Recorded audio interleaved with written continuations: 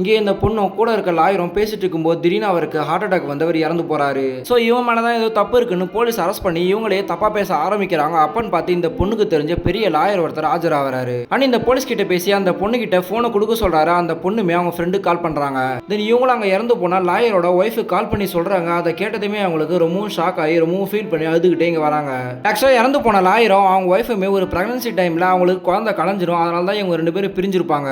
ஆனா இவங்க அந்த லாயர் கிட்ட நான் என்ன ஆனாலுமே உங்களை விட்டு பிரிய மாட்டேன்னு சொல்லிட்டு ஃபீல் பண்ணி சொல்லியிருப்பாங்க. அதை நினச்சிக்கிட்டே இவங்க ஃபீல் பண்ணிட்டு இங்கே வந்துட்டு இருக்காங்க.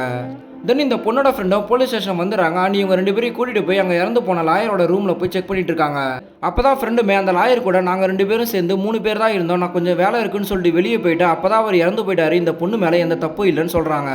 பட் இதை கேட்ட போலீஸுமே இந்த பொண்ணை தப்பா பேசிட்டு இருக்காரு அப்பன்னு பார்த்து இந்த பொண்ணோட ஹஸ்பண்டே வந்துடுறாங்க. அவருமே இவருக்கு நல்லபடியாக பேசுவாங்கன்னு பார்த்தா இந்த பொண்ணையும் தப்பா பேசுறாங்க.